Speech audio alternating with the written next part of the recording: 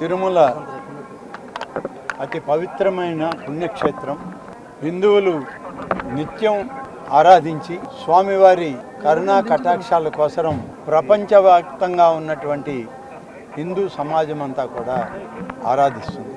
అటువంటి పుణ్యక్షేత్రంలో ఇవాళ ఆ దేవదేవుని దర్శించి జరగబోయేటువంటి బ్రహ్మోత్సవాలని దిగ్విజయంగా జరపాలని, జరిగేటట్టు ఆయన ఆశీర్వదించాలని, అలాగే ప్రభుత్వం నుంచి రాష్ట్ర ముఖ్యమంత్రిగా శ్రీ నారా చంద్రబాబు నాయుడు గారు పట్టు వస్త్రాలతో స్వామికి సమర్పించుకోవడానికి అనుమతిని ప్రసాదించమని స్వామివారిని వాళ్ళు వేడుకొని 4వ తారీఖున ప్రారంభమయ్యేటువంటి శ్రీవారి బ్రహ్మోత్సవాలకి ఈ రాష్ట్ర ముఖ్యమంత్రిగా శ్రీ చంద్రబాబు నాయుడు గారు స్వామివారికి పట్టు వస్త్రాలని సాంప్రదాయబద్ధంగా ఆగమ శాస్త్ర ప్రకారం పవిత్రమైనటువంటి కార్యక్రమంలో వారు పాల్గొనడం జరుగుతుంది.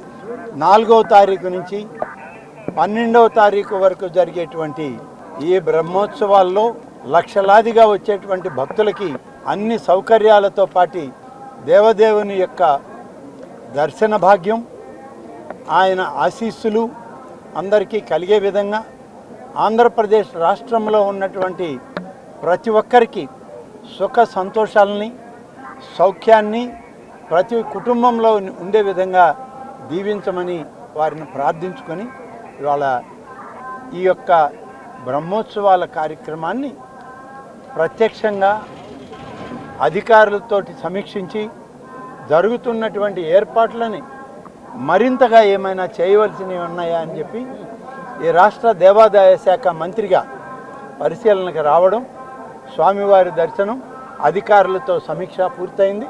తప్పకుండా స్వామివారి యొక్క ఆశీస్సులు సంపూర్ణంగా హైందవ సమాజం మీద ఉంటుందని చెప్పి ప్రగాఢమైన విశ్వాసంతో ఇవాళ దేవదేవుని దర్శించుకోవడం జరిగింది.